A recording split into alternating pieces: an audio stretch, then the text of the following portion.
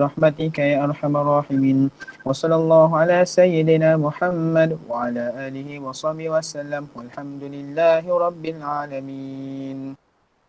Amin ya rabbal alamin. Okey, so kita terus sambung macam dijanjikan. Hari ni kita akan buat soalan POV. So hari tu kita berhenti kat nombor berapa? Itu berarti nombor 5 sambung nombor 6 Siapa pula. ingat hari tu berhenti kat berapa?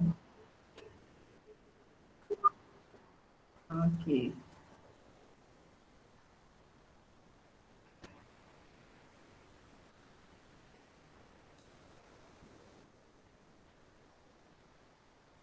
Okey, so kita sambung soalan nombor 6 nombor 6 ni jawapan diberikan oleh Sarah.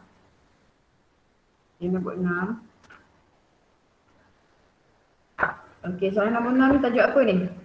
Garam. Siapa tahu tajuk apa? Ni adalah tajuk garam. Okey. So diberi kita dua larutan, iaitu larutan apa tu? Ini ialah larutan zinc klorida. Okey, so larutan zinc klorida ni larut ke tak larut? Larut. So yang ni kalau nak jawab tajuk garam dengan baik, so kita kena tahu garam ni larut tak larut. Okey, zinc klorida. Semua garam klorida larut kecuali apa? Mercury, argentum, plumbum. So zinc dia larut. So ini adalah garam larut. Okay, tengok yang ni pula. Ini adalah larutan plumbum nitrate. Plumbum nitrate. So plumbum nitrate larut tak? Larut. Okay, plumbum nitrate pun larut juga. Larut. So bila larut ni campur dengan larut, okay, kita akan dapat satu lagi larutan garam. Ni larutan ya. Bila sebut larutan ni dia larut. So nitrat. Bila ada nitrat kat belakang ni memang larut dah ni. Dan satu garam mendakan yang terbentuk ini garam tidak larut. Okey. Jadi larut campur larut, dapat larut dan tak larut. So kita dapat satu garam tak larut. So apa nama tindak balas ni? Garam larut campur larut ni. Dapat larut campur tak larut. Okey, so apa nama tindak balas ni? Penguraian ganda 2. Semua orang kena ingat ya. So bila kita ada dua garam larut campur garam larut, dapat garam larut campur garam tak larut, satu. So nama tindak balas ni adalah tindak balas penguraian ganda 2 atau tindak balas pemendakan. Tindak balas pemendakan. Okey. So tu benda kita kena tahulah. So langkah pertama nak jawab tajuk garam, anak-anak kena ingat garam tu larut ke tak larut. So kalau tak boleh nak selesai kat sini, kita tak tahu garam ni larut atau tak larut, dan kita ada masalah. So langkah pertama mesti tahu dulu garam tu larut tak larut. So base pada belakang dia. Base pada anion. Anion ada 4. So kita base pada anion, klorida, sulfat, nitrat, karbonat. So yang ni kena hafal. Kalau depan ni logam apa, larut ke tak larut. 4 ni kita kena tahu. Okey.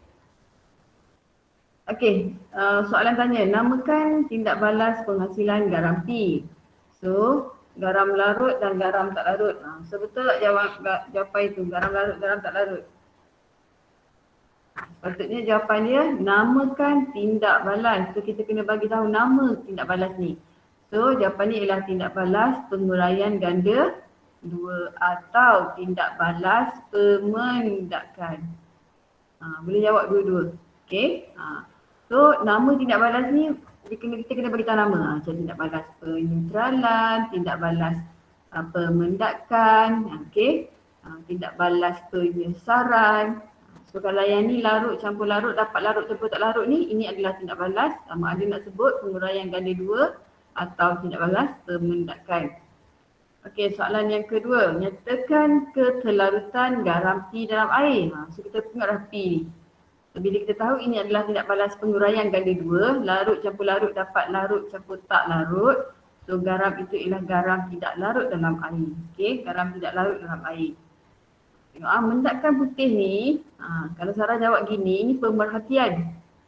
Okey, ini soalan pemerhatian. Apa yang saya nampak? Saya nampak mendakan putih. Tapi dia nak keterlarutan. Keterlarutan ni jawapan dia sama ada larut atau tak larut. So jawapannya adalah garam tidak larut. Okey, boleh setakat ni? Boleh. Okey, seterusnya tuliskan persamaan kimia. So kalau yang ni untuk tindak balas penguraian ganda 2, so buat macam ni. Dia kan ni kan garam ni kan ada dua nama kan, zinc nitrat, zinc klorida. So dia tukar pasangan AB campur CD, tukar pasangan. A akan ambil D. Okey, C akan ambil B. Maknanya yang depan ni akan ambil yang belakang ni. Yang depan ni akan ambil yang belakang ni. So dia akan dapat CD. Okey, dia tukar pasangan. A campur B dapat AB campur CD dapat AD campur CD. Okey, dia tukar pasangan. Jadi kita tulis balik lah. Tulis balik. So tak ada cara lain dah. Cara tadi memang kita kena hafal garam terlarut tak larut. Kalau tak tahu yang ni kita kena tengok balik. Okey, kita tengok balik. Siapa tak tahu lagi ni garam ni larut tak larut ni? Benda ni nak kena cover ke? Garam larut tak larut ni? Anak-anak, nak kena bagi tahu ke larut tak larut ni? Ke semua orang tahu dah? Tahu. Tahu dah. Okey, itu langkah pertama tadi. Bila sampai sini, bila suruh tulis persamaan kimia, memang tak ada plan lain, kita kena tulis formula bahan dengan betul. So bila zinc klorida, kalau tulis ZnCl, automatically salah lah. Automatically salah. So kena ingat cas. Sampai kat sini tak ada cara lain, memang kena ingat cas. So Zn2 plus. Okay, Zn2 plus. Jadi dia akan jadi ZnCl2. Okay, ZnCl2. Okay, sini akan jadi ZnCl2 campur. Tengok kan, dia akan salah sini. Sebab apa? Sebab kita tak ingat cas. Okay, campur. Okay, so dia nak tambah apa? Pelamba nitrat. Tengok. Nitrat tak ingat. Nitrat ni amonia. Okay, ni amonia. So plumbum 2 plus nitrat NO3 negatif 1. Jadi bila sini 2 plus ini negatif 1 kita silang, so sini dapat 2. Okay, so buat macam ni kata. Zinc akan ambil nitrat. Zinc akan ambil nitrat. Zn2 plus silang pula. Okay, plumbum akan ambil klorida. Plumbum 2 plus akan ambil klorida. Okay. So kena tulis sebiji-sebiji dulu. Lepas kita tulis ni kita dah dapat dah satu markah sebab formula kimia kita semua betul. Jangan ada pula benda ni. Bila tak boleh tulis nanti. Okay. Bila dah ada yang ni, baru kita tengok seimbang tak. Okay. Zinc 1. Nitrat setokor ni ada 2. Nitrat setokor ni ada 2. Klorida ada 2. Klorida ada 2. Plumbum ada 1. Plumbum ada 1. Jadi automatically kita dapat 2 markah. So clue dia kena tahu formula kimia dengan betul. Okay. So nitrat kita panggil dia polyatomic ion. Polyatomic ion contoh dia macam ni. Karbonat, nitrat, sulfat, hidroksida. Yang ni dia banyak. Kalau macam ni amonia. Dia simple. Ni polyatomic ion juga. So kena ingat. Okey, seterusnya kita dah banyak kali pengiraan. Okey, nanti Umi pun dengan cikgu-cikgu akram baru siap soalan pertengahan tahun. Okey, banyak juga soalan pengiraan sini. Okey, so selepas saja persamaan kimia, soalan hitung akan datang. Soalan hitung akan datang selepas soalan persamaan kimia. Okey, hitung jisim garam P yang terhasil. Okey, sekarang ni garam P kita tu ialah apa? Garam P kita tadi ni, zinc nitrat ni dah bagi tahu dah ni hasil ni. So garam P kita tadi ni lah garam P. Okey. So bila kita nak tahu berapa nilai garam P ni, kita mesti tengok apa yang maklumat yang diberi kat kita. Ni maklumat yang diberi kat kita ni. Okey. So kalau tengok sini, maklumat dia beri kat kita, dekat sini dia bagi kita M, dia bagi kita V. M berapa kat sini? Kemalaran berapa ni? Berapa kemalaran zinc nitrat? Nak tengok kat mana? Tengok kat sini ni. Berapa ni? 1.0. 1. Okey. V dia berapa kita guna? V dia berapa kita guna ni? 0.1. 50. Berapa V kita guna ni? 50. 50, okey. 50. Okey, sama juga dengan ini kita tengok juga. Ni pun maklumat yang diberi juga. M dia pun 1, V dia pun 50. Pun tak apa dah. Okey, kira salah satu tak apa dah. Sebab dia maklumat dia sama. So ini adalah maklumat yang diberi. Ini ialah maklumat yang dia suruh kita cari. So dalam kes ni kita boleh kira salah satu lah. So kita tulis sini. Okey, so kalau macam ni tengok Sarah buat terus. 50 kali 1 bahagi 1000. So Sarah tak tulis apa kat depan ni. Nak cari apa ni tak tahu. Okey. So cara ni adalah penulisan yang salah. Okey, kita kena tulis dulu kat sini. Nak cari apa ni? Cari bilangan mol. Bilangan mol apa? Sama ada kita nak cari bilangan mol zinc klorida pun boleh atau kita nak tulis bilangan mol plumber nitrat pun tak apa, betul. Sebab kedua-dua tu nilai dia adalah sama. Okey, dah Sarah tulis macam ni, dah kira betul macam ni, baru dapat markah yang pertama. Alright. So, markah yang kedua, kita tengok sebab kita punya persamaan kimia kita ni kan dah seimbang. Satu sini, satu kat sini, satu kat sini, satu kat sini kan. Sebab tu dia bagi markah 2 je. Biasa pengiraan dia akan bagi markah 3. Jadi kita katakanlah sini kita kira untuk zinc klorida. Jadi macam Umi ajar masa webinar tu, maklumat kualitatif dia 1 mol. Okey, 1 mol zinc klorida Umi akan dapat 1 mol. Okey, nakkan P tadi, PbCl2. Okey. So, kalau kat sini Umi ada 0.05, kat sini pun Umi akan dapat 0.05 mol plumber klorida. Sebab itulah Sarah dapat 0.05 darab dengan 278. So 278 ni adalah GC molar bagi garam P. Kita untunglah dia bagi. Dia bagi dah GC molar. Okey, dapat jawapan yang ni. Ni poin yang kedua. Okey, sekali lagi Sarah. Bila kita nak tulis sini mesti ada apa yang saya nak cari. So mesti tulis GC P sama dengan kira-kira. Okey, disimpi kira. Baru dapat jawapan yang betul. Okey, dapat markah yang betul. Okey, soalan seterusnya. Boleh pengiraan ni? Pengiraan boleh? Boleh. Okey. Soalan kat sini, huraikan. So macam ni ajar hari tu. Huraikan kena buat apa Zafran? Zafran? Kalau huraikan kena buat apa? Ya, Mi. Kalau huraikan nak jawab macam mana kalau huraikan? Ikut prosedur lah. Prosedur. Dah faham antara orang yang tak hantar kat Umi lagi. Okey, so kali ni so bila huraikan secara ringkas ujian kimia yang mengesahkan kehadiran K ion. K ion ni charge positif ke negatif? Anwar? Ya ni. K ion charge positif ke negatif? Positif. Positif. Jadi bila positif, zinc nitrat, so Zn2+, NO3 negatif. So yang ni cation, yang ni anion. Jadi kita nak kenal pasti cation. Okey, bila nak kenal pasti cation, yang ni yang ingat tak yang kita buat dalam makmal ujian yang banyak-banyak itu? Sama ada kita guna larutan natrium hidroksida atau kita guna NaO. Okey, sama ada dua tu. Okey. So Umi baca dulu jawapan untuk Sarah. Sarah kata, okey, tadi Zafar kata kena guna prosedur. So prosedur tambah beberapa titis larutan natrium hidroksida. Okey.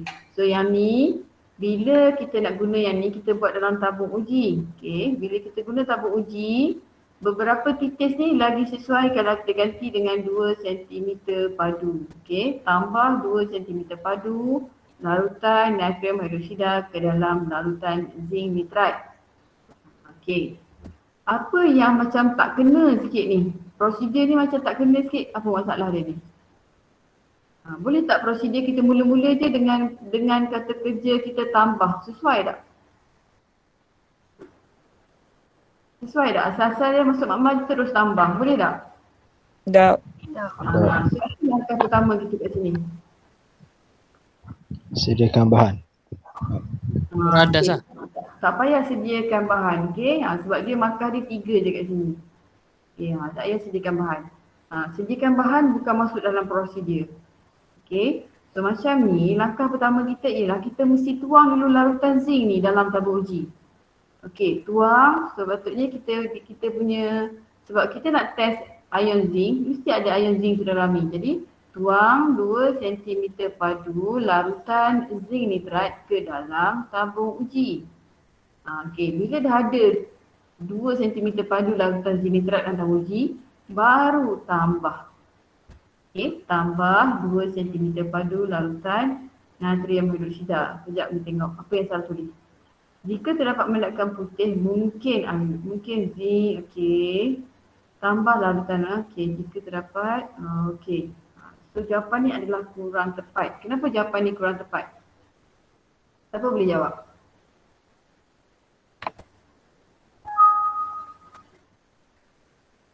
Okey, sepatutnya kita nak guna apa kat situ? Kita nak guna NaOH ke kita guna amonia? Anak-anak.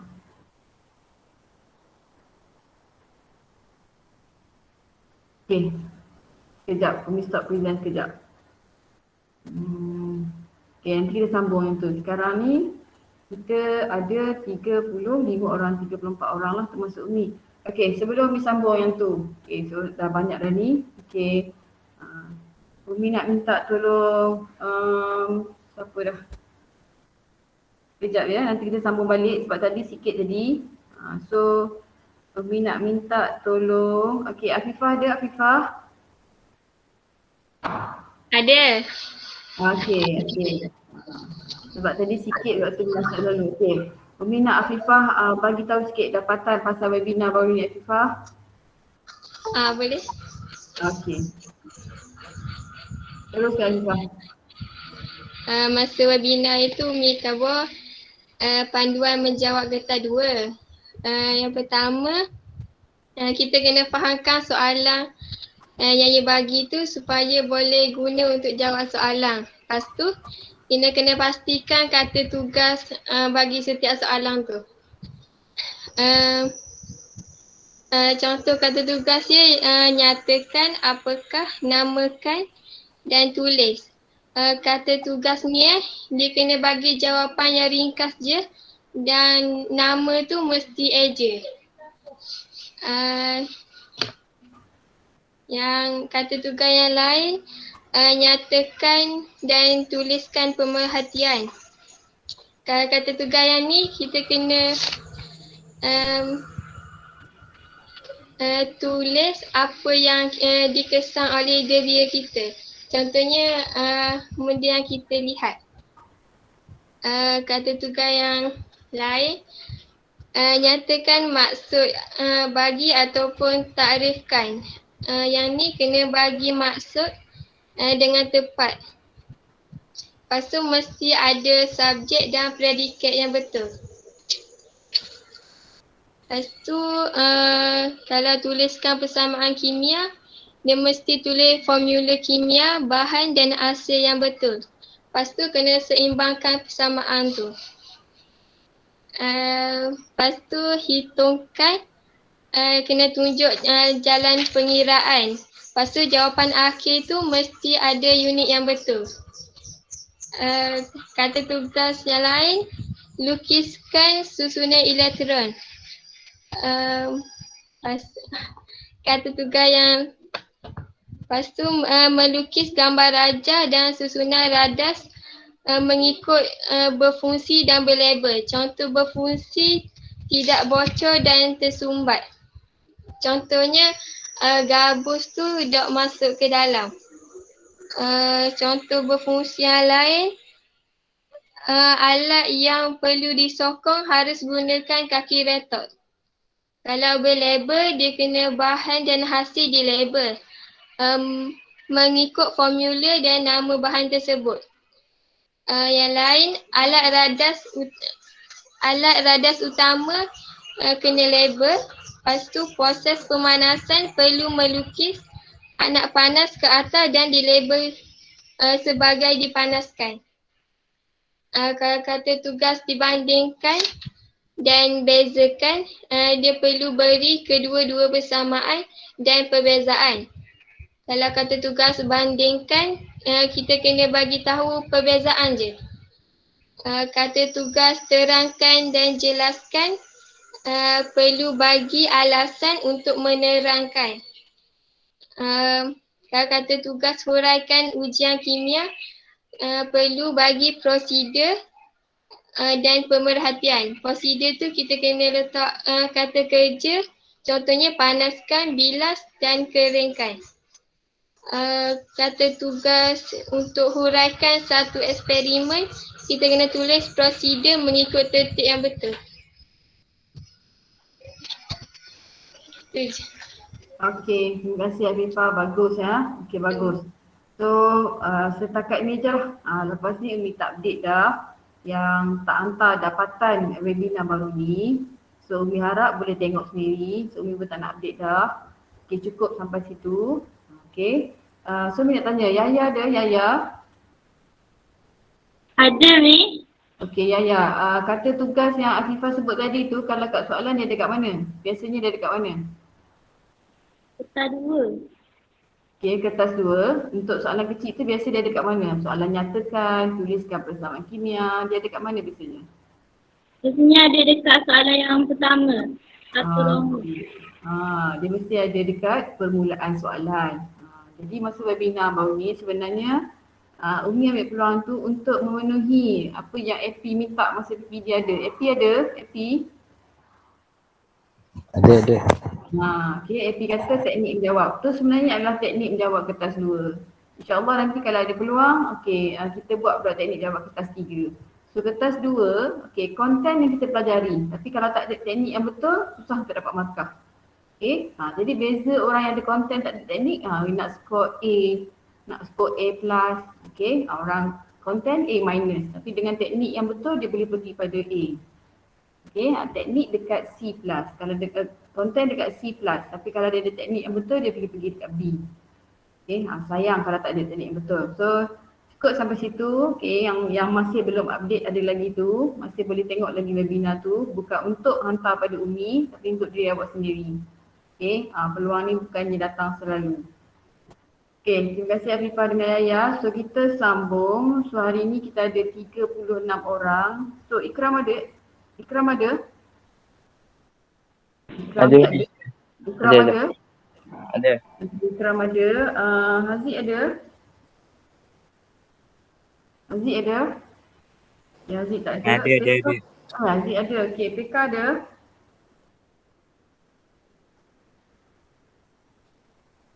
PK tak ada?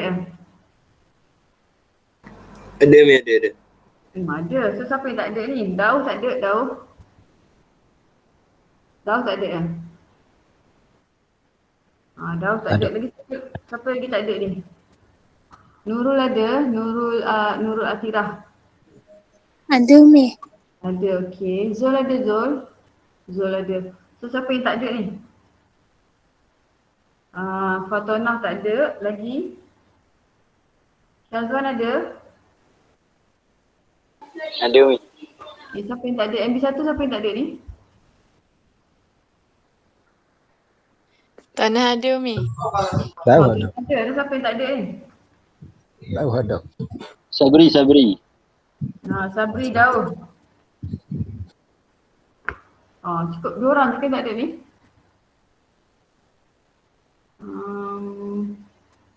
Apalah nanti kita tengok lagi sekali. Okey, Umi nak sambung yang tadi ya. Nak sambung yang tadi. Okey, tajuk garam. Dengar baik-baik. Okey. Tengku Aina ada? Tengku Aina? Ada Umi. Okey, Tengku Aina ada tanya Umi. Okey, cara nak ingat nak test ke ion anion ni. Okey. So ini 2 dalam 1. 2 dalam 1. So Umi tunjuk cara untuk test cation. Macam mana kita nak ingat cara test cation dengan mudah.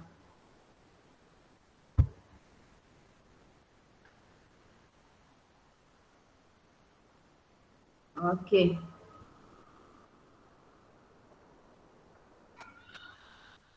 Okey, dengar baik-baik ya. Okey, test cation. Cation ni dia adalah logam. Logam. Dia mesti bercas positif. Contoh K+, Na+, Cu2+. Okey, dia cation. So dia ada dua cara nak test cation ni, sama ada kita guna amonia atau kita guna NaOH. Okey, guna amonia atau guna NaOH. Okey, so kenapa Sarah jawab tadi bila nak test Zn2+, guna NaOH salah. Kita kena guna amonia. Okey, tengok baik-baik. Okey, so sekarang ni kalau Umi guna larutan natrium hidroksida, natrium hidroksida. Okey, untuk garam bila kita ada larutan garam yang ada ion kalium atau ion natrium, okey, dia semua sekali ada 11 ion kita ni ada 11. Nanti kita pergi nanti anak-anak akan nampak 11. Okey, kalau larutan tu ada ion natrium dan kalium, okey, yang ni tiada perubahan. Macam kita letak pasir, lepas tu kita letak air. Okey, tiada perubahan. So tak nak bezalah. Mungkin kalium, mungkin natrium. Maksudnya sekarang ni kita tak tahu garam yang kita dapat tu, kita tak tahu garam apa. Jadi kalau kita nak test, okey, kalau dia ada kalium, natrium, tambah NaOH tiada perubahan. Okey, kalau kita tambah NaOH, tambah NaOH tiba-tiba tiada mendakkan. Maksudnya macam ni, kita ada 11 tabung uji, 1, 2, 3, 4, 5, 6, 7, 8, 9, 10, 11. Okey, dalam 11 tabung uji ni semua garam yang berbeza. Garam yang mengandungi ion kalium, natrium, ion tadi. So, apa kita buat? Garam tu dah ada dalam ni semua, 11 yang berbeza. Kita pun masukkan NaOH. Masukkan NaOH dalam 11 tabung uji ni. NaOH ni masuk dulu 2 cm padu. Okey, so kita akan dapati bahawa dua tabung uji ni tiada perubahan. Macam kita letak pasir dengan air.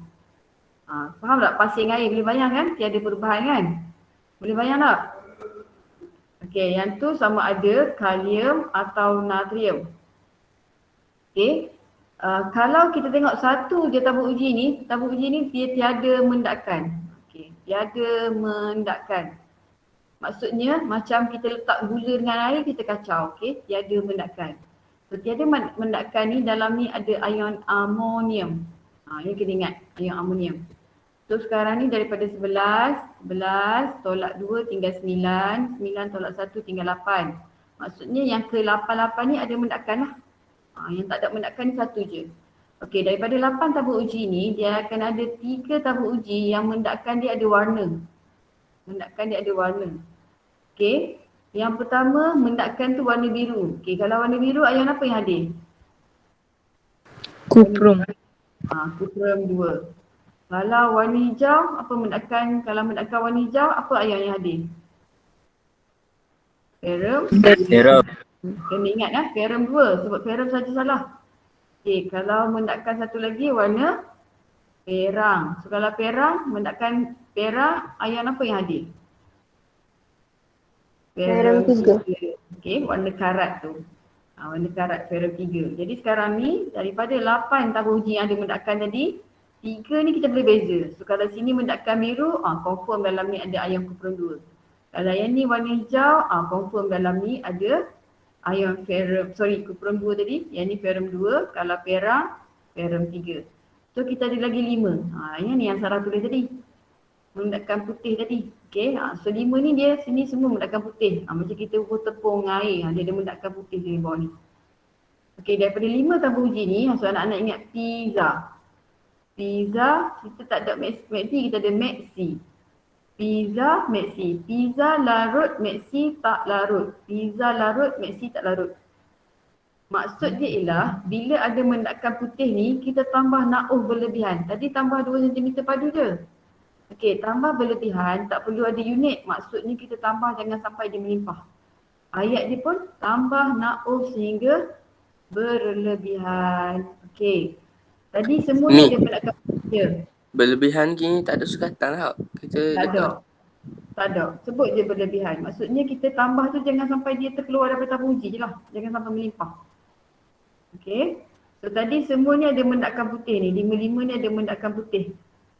So kita tengok sini, kalau kita lepas kita tengok mendakkan putih, kita pun kata tambah NaOH berlebihan, dalam 5-5 tabung uji ni, kita dapati bahawa pizza larut. Okay, pizza larut maksudnya mendakkan putih tadi dia larut dalam NaOH berlebihan.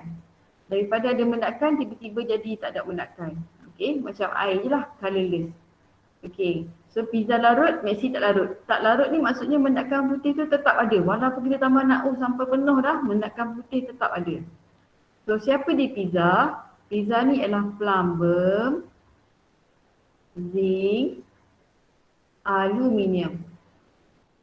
Okay, siapa dia Maxi? Magnesium, kalsium. Okay, tu. Jadi daripada tindak balas, boleh ni setakat ni, kena ingat lah. Tiada mendakkan, tiada perubahan, tiada mendakkan, 8 lagi ada mendakkan. Mendakkan biru, kupurum 2, mendakkan hijau, perum 2, mendakkan perang, perum 3. Lepas tu mendakkan putih 5 tabung uji. Tambah NaOH berlebihan, pizza larut, Maxi tak larut. So yang ni kita guna NaOH. Okay, so kita ada 11, semua 11 cat ion. Tetapi bila kita buat dengan ujian cat, dengan ujian NaOH ni, kita hanya boleh beza ni je, betul tak? Kita hanya boleh beza, kita boleh kenal pasti ion amonium saja dengan yang ni. Yang ni confirm lah ni senang sebab dia colour lain-lain. Tapi bila sampai dekat pizza dengan Maxi, dia macam kebarangkalian. So let's say kita ada 3 tabung uji ni, dia larut. So mungkin yang ni pizza. Mungkin yang ni pizza.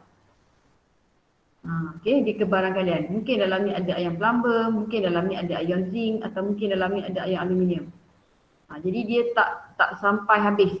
So apa yang kita buat, kita ulang pula. Kita boleh uji dengan amonia. Okay, larutan amonia. Larutan amonia.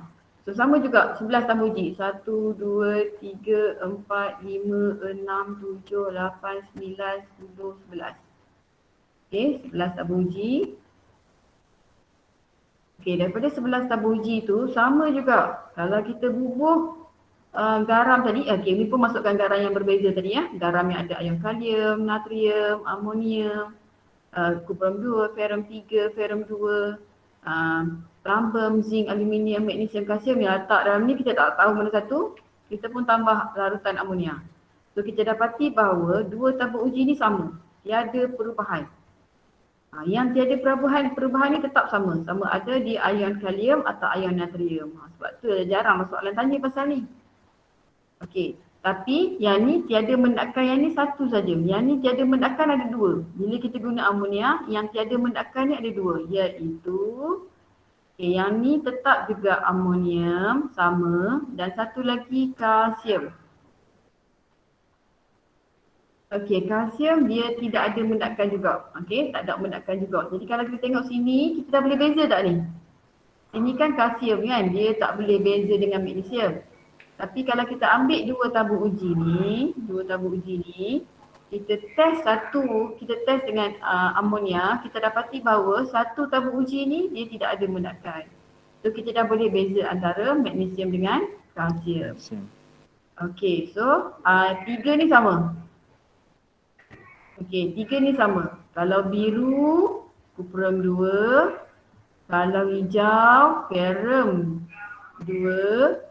Kalau perang, ferum 3. Yang ni sama. Okey, sama je. Okay, cuma kat sini tadi ada 5 mendakkan putih, sini cuma tinggal 4 saja mendakkan putih. So, apa yang kita buat, sini mendakkan putih ni macam ni juga. Kita pun tambah amonia berlebihan. Bila tambah amonia berlebihan, satu saja larut. Zn2 plus saja yang larut. Okey. MAP tak larut. Siapa dia MAP? Magnesium, aluminium dengan plumbum. Jadi kalau kita tengok sini, magnesium dengan kalsium ni, tadi kita tak boleh beza. Tapi kalau kita ambil tabung uji yang ada magnesium dengan kalsium ni, kita tambah dengan amonia, yang magnesium ni dia tetap dapat mendakkan putih. Yang kalsium ni dia tak ada mendakkan. So kita boleh beza yang ni. Untuk yang 3 ni, zinc, kita boleh beza kat sini. Sebab hanya zinc saja yang larut dalam amonia berlebihan. Sebab tu yang Sarah tulis tadi, kalau kita nak test ion zinc, kita jangan guna amonia. Kita jangan guna NaOH. Kita guna amonia. Sebab bila guna amonia, dia confirm dah. Hanya satu saja yang larut dalam amonia berlebihan iaitu cation zinc. Kalau sini kalau kita guna tadi macam Sarah tulis tadilah. Sarah terpaksa tulis.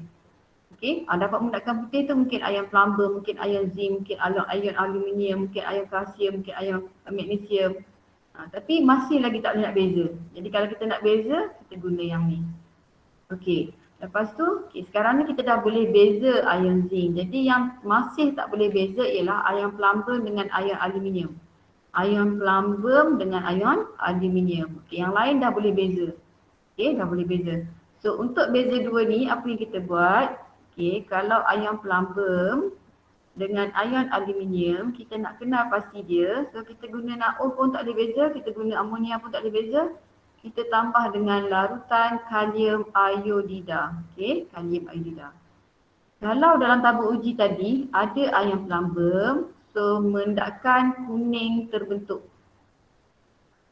Okey, mendakan kuning terbentuk. Tapi kalau dalam tabur uji tadi ada ion aluminium, bila kita tambah dengan kalium iodida, tiada perubahan. Maksudnya tiada mendakan terbentuk tadi.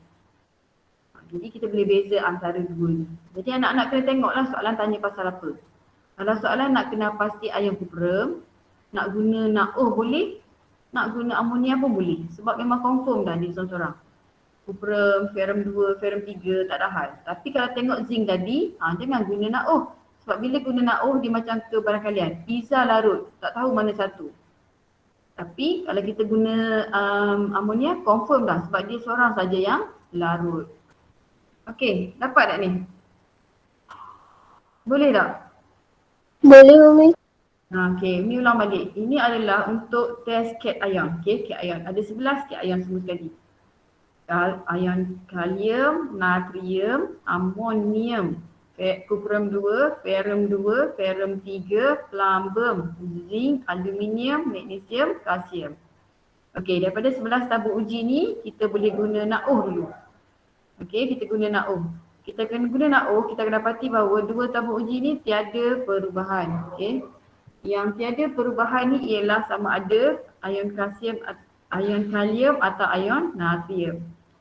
Okey, 9 tabur uji lagi. Daripada 9 tabur uji ni, satu tabur uji tiada mendakan. Yang tiada mendakan tu ialah ion amonium.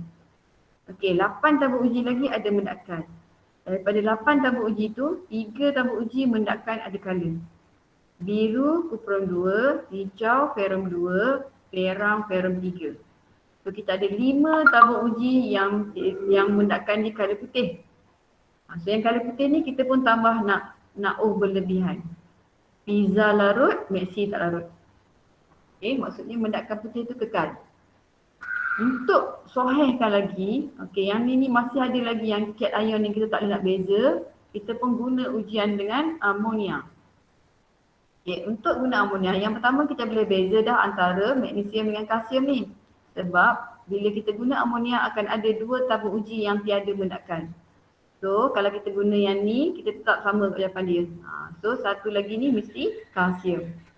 Okey, 3 tabur uji ni mendakan dia sama macam atas ada kala.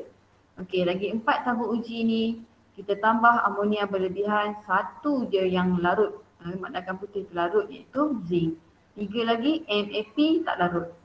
Magnesium, aluminium, plumbum. Okay, so yang MAP ni, M ni kita boleh beza dah. Sebab M ni bila pergi sini, dia tak larut juga. Okay, so untuk yang AP ni kita boleh beza dengan sama ada aluminium dengan plumbum ni kita boleh beza, kita tambah larutan kalium iodida. Kalau dalam tabur uji tu dapat mendakan kuning, so itu menunjukkan kehadiran ion plumbum. Kalau tiada perubahan, dalam tabur uji tu ion aluminium. Okay, boleh setakat ni. Boleh. Boleh ya. So kalau kita tengok balik jawapan Sarah tadi. Okay, tengok balik jawapan Sarah tadi. Okay, ditambah beberapa titis larutan NaOH ke dalam zinc nitrat. Jika terdapat mendakan putih mungkin. So dia pizza lah ni pizza. P, Z, A larut. Maxi tak larut. Betul lah dia hadir. Okey, tambah NaO berlebihan. So kita tulis pizza larut, asid tak larut kan? Jika menakkan putih tadi larut, pizza larut. Dalam itu mungkin ada. So sekarang ni dalam tu mungkin ada pizza baru. Pizza A. Tapi sini dia nak urai ujian ringkas untuk mengesah dah. Kita memang nak confirm dah dalam tu ada. Yang ni tak mengesah lagi ni. Dalam ni kita cuma bawa bagi tahu, mungkin ada lah ion zinc. Tapi statement kita tu tak jelas lagi. Mungkin ada, mungkin bukan ion zinc, ion aluminium. Mungkin bukan ion aluminium, ion plumbum. Tapi sini soalan dia nak mengesah dah. Sebab tu kita tak boleh guna NaO. Kenapa menjadi NaO dulu? Sebab tu kita tak boleh guna NaO, kita guna amonia. Okey, Tengku, ni cara sebut tu. Okey, cara sebut untuk test ion. Maksudnya bila kita diberi 1 garam, kita tak tahu apa nama garam tu. Macam diberi 1 garam, kita tak tahu. So kita kena tahu ion dia apa, anion dia apa. Okey, boleh tu. So untuk tajuk garam ni, pastikan yang pertama hafal garam tu larut tak larut. Itu mesti langkah yang pertama. Hafal garam tu larut tak larut.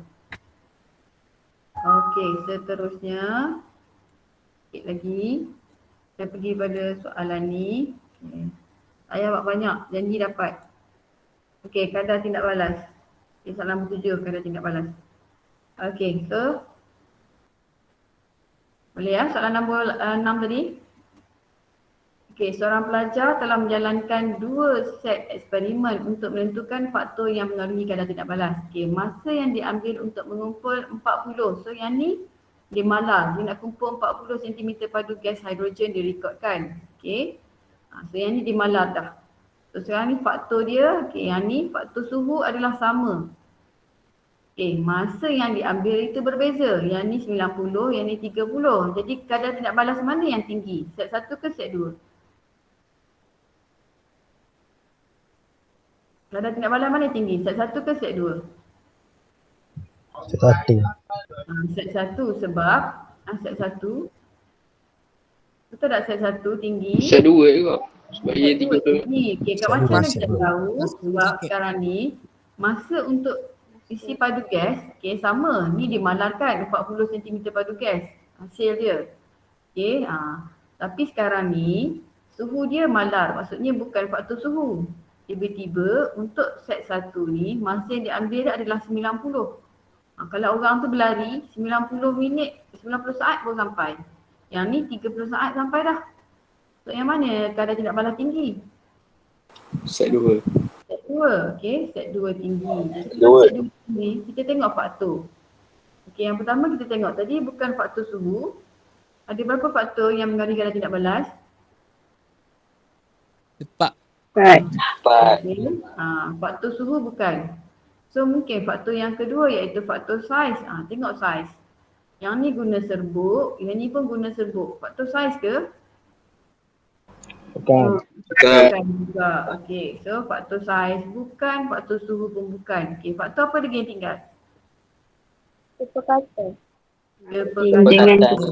Okey, kepekatan tu merujuk pada kepekatan asid. Kalau kita tengok sini 0.5 mol per desimeter padu. Manakala set 2, 1 mol per desimeter padu. Yang mana tinggi?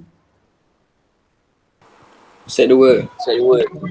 Jadi ini adalah faktor dia sebab kepekatan dia tinggi. Dan faktor yang keempat ialah mangkin. Kalau kita kat sini mangkin tak ada. Tak ada mangkin ya. Dua-dua ni tak ada mangkin. Okey, soalan umi. Tindak balas antara logam dengan asid. Apa nama mangkin dia? Tindak balas antara logam dengan asid. Apa nama mangkin dia? Logam dengan asid, apa nama mangkin dia? Ni kan tindak balas antara zinc dengan asid kan? So kalau logam, apa-apa logam? Contoh dalam kes ni dia guna zinc. Campur dengan asid, okay, apa-apa asid.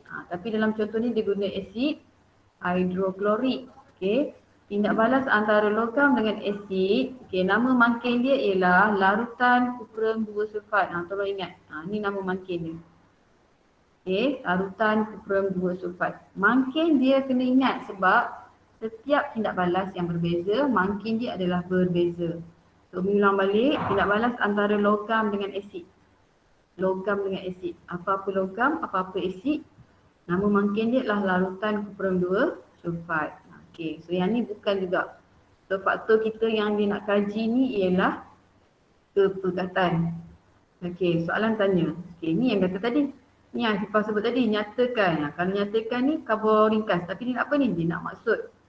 Maksud mesti ada subjek dengan predikat. Karipap ialah kuih.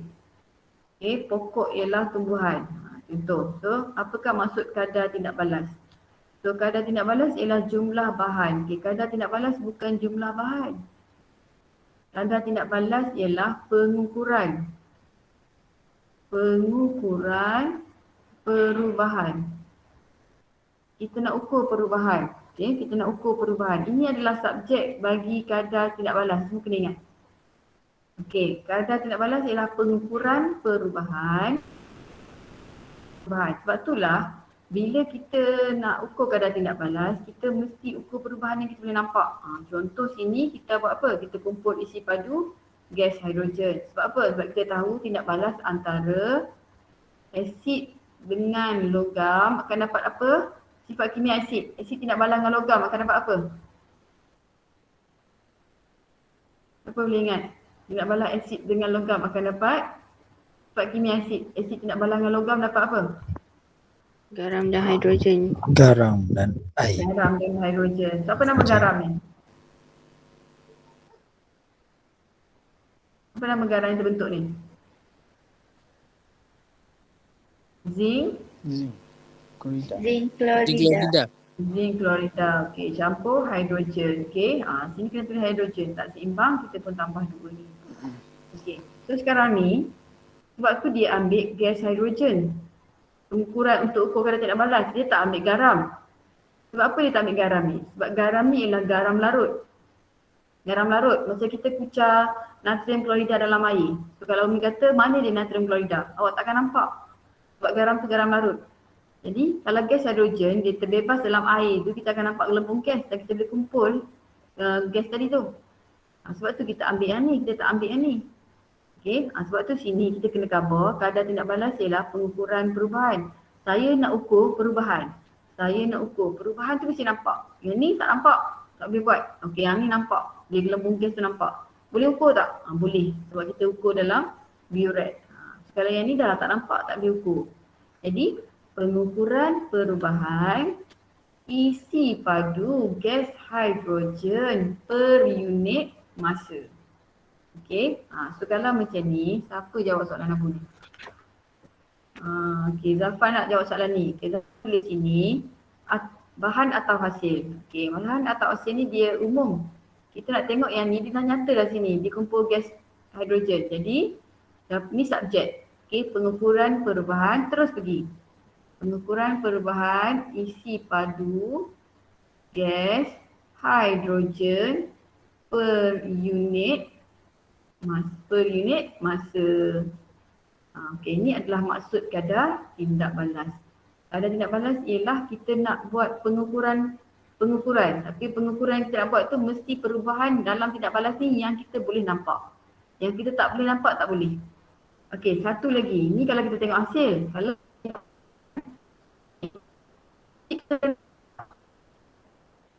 kita tak boleh nampak asid. Kalau kita tuang asid dalam kelalangkun dengan kita tuang air, boleh beza tak? Boleh tunjuk tak mana satu asid? Boleh tak? Boleh.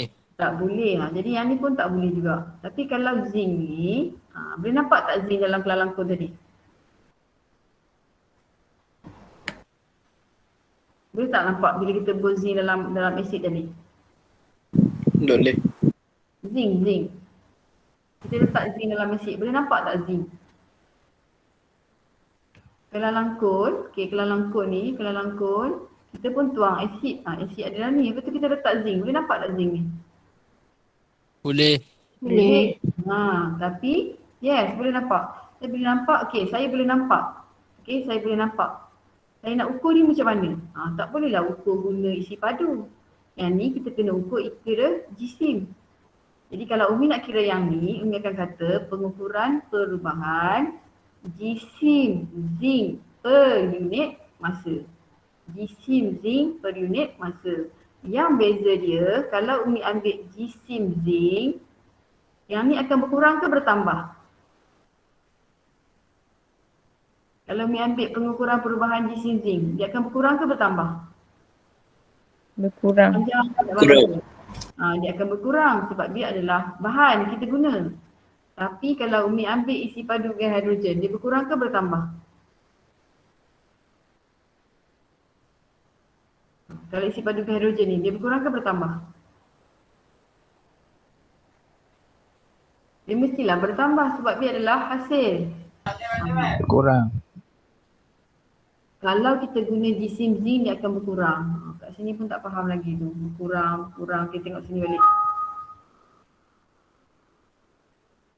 Habis yang ni kita habis tak payah ambil banyak. Awak banyak benda tak tahu kata tindak balas ni. Okey, tengok sini. Okey, so sekarang ni tindak balas tu antara zinc dengan asid hidroklorik. Kita dapat zinc klorida campur hidrogen. So letak dua kat depan ni. Nanti kimia kita ingat ini adalah sifat kimia asid. Okey. So sekarang ni adalah bahan. Okey, ini adalah hasil. So bila kita nak buat kadar tindak balas, kita pun mesti buat pengukuran perubahan. Pengukuran perubahan. So bila perubahan, kita sebut perubahan, apa yang kita boleh nampak? Okey, kita boleh nampak.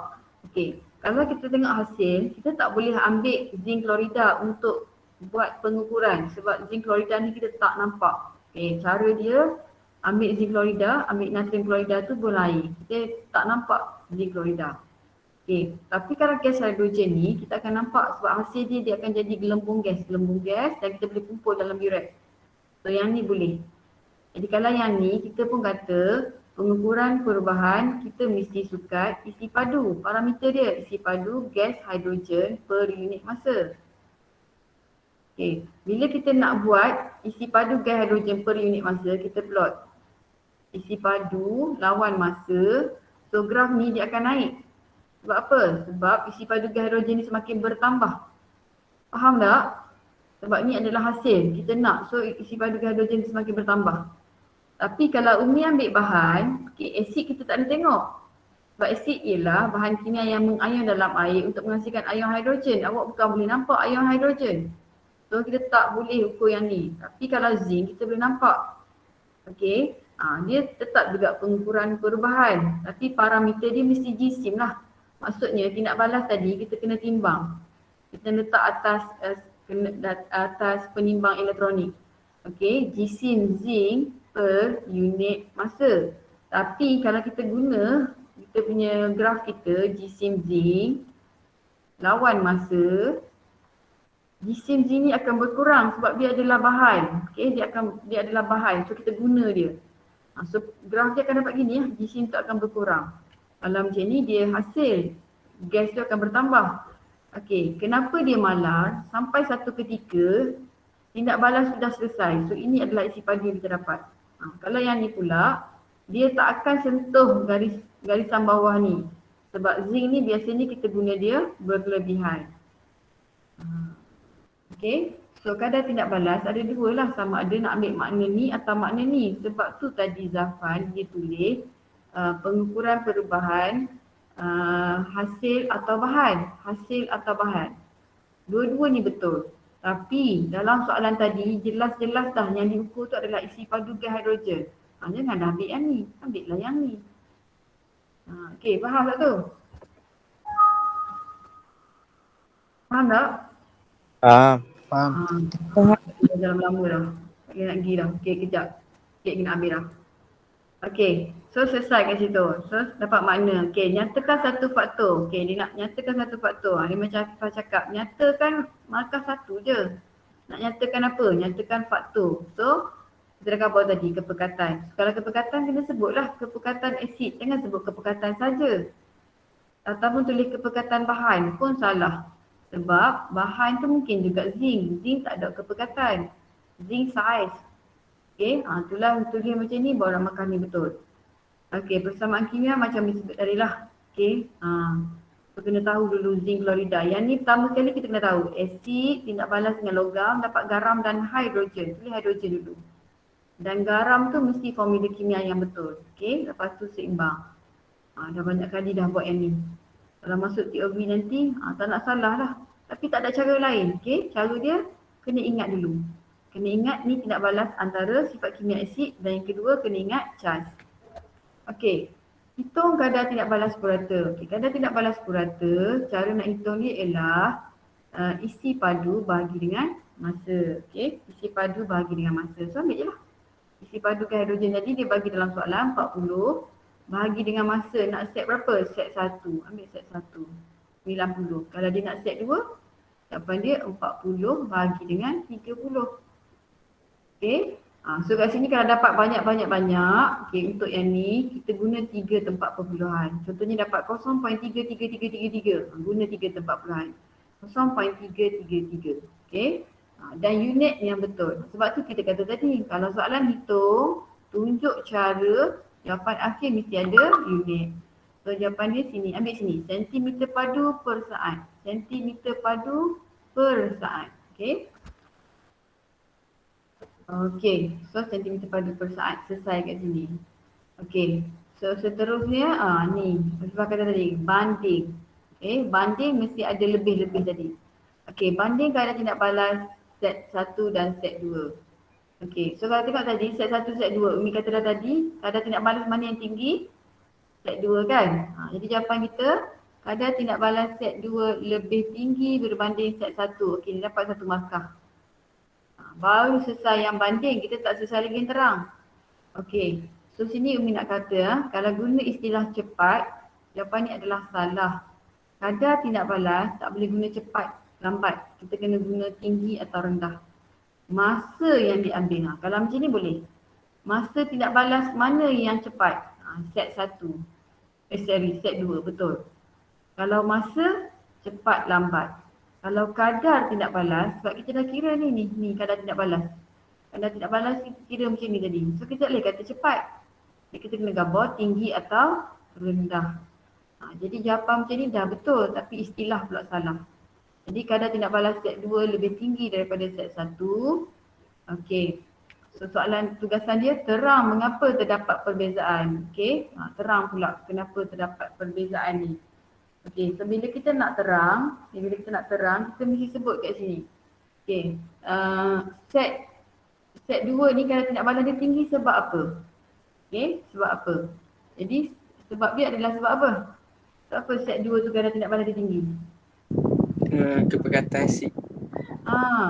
So kita gambarlah kerana kepekatan asid. So asid ni jelas kan, kerana kepekatan asid ada klorik dalam set 2 lebih.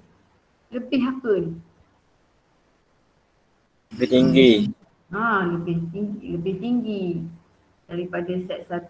Okey, dapat lagi 1 markah. Okey. Ya. Yang perbandingan tu kan, saya set 1 lebih lama, salah tu. Salah. Kadar tindak balas bukan lama, bukan cepat, bukan masa. Dia bukan masa. Okey. Dia kena tinggi rendah. Kadar tindak balas mesti guna istilah dia tinggi atau rendah. Mesti tinggi atau rendah.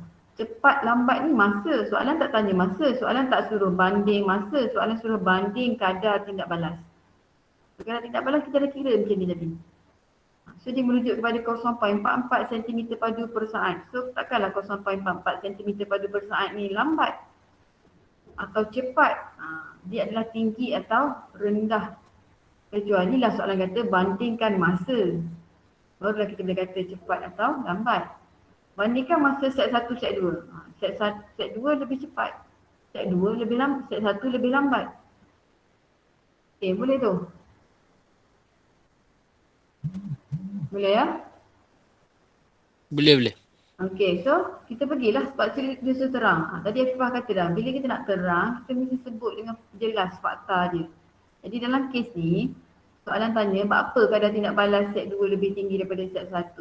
So jawapan dia kerana kepekatan asid dalam set 2 lebih tinggi berbanding set 1.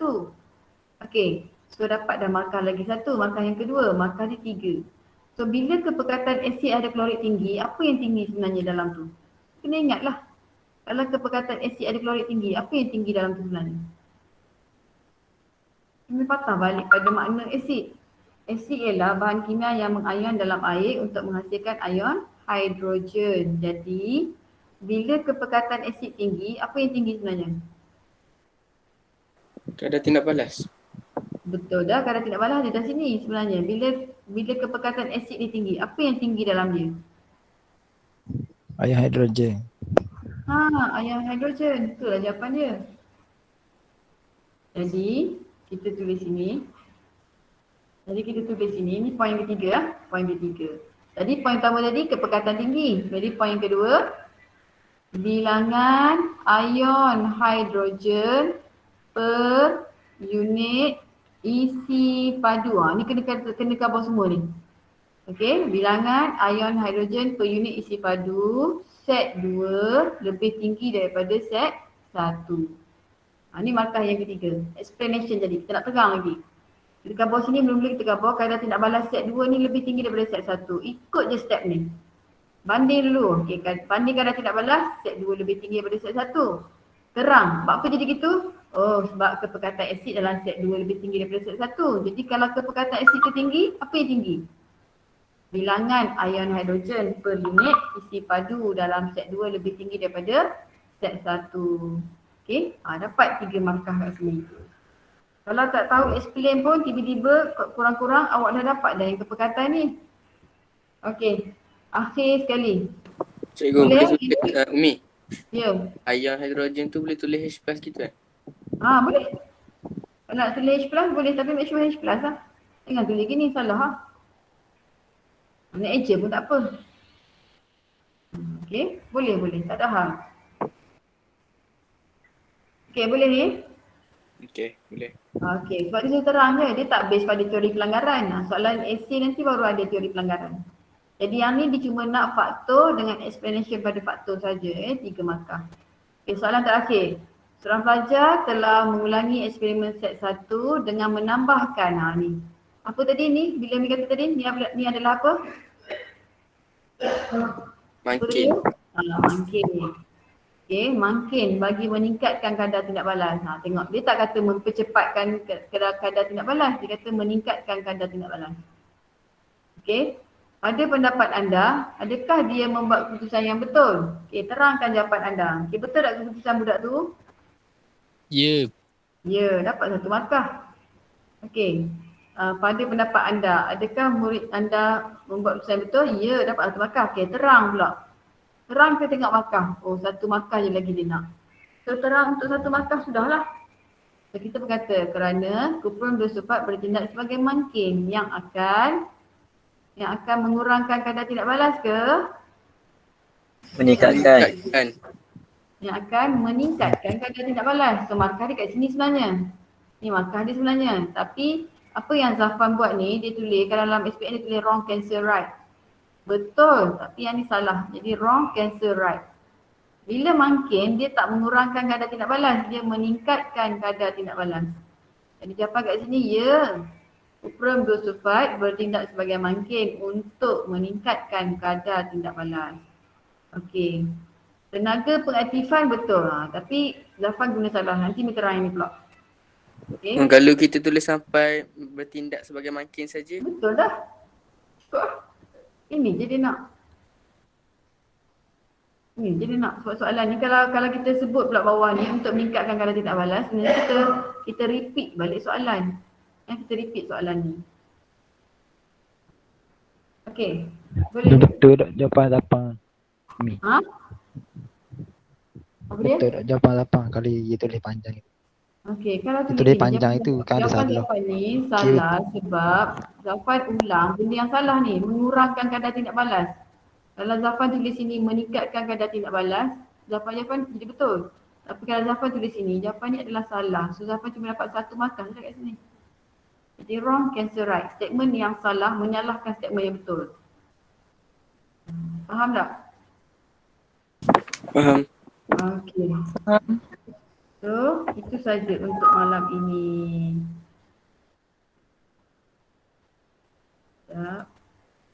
Tak apalah, kita pergi sikit-sikit, janji dapat. So, kurang-kurangnya malam ni dapat dah 2 tajuk, iaitu tajuk garam dengan tajuk kadar tindak balas.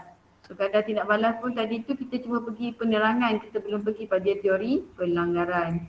Okay, Umi stop record.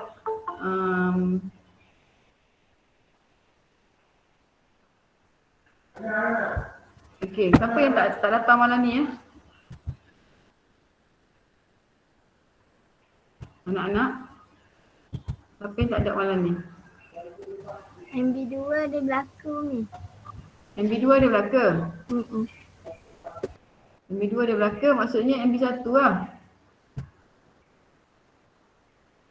MB1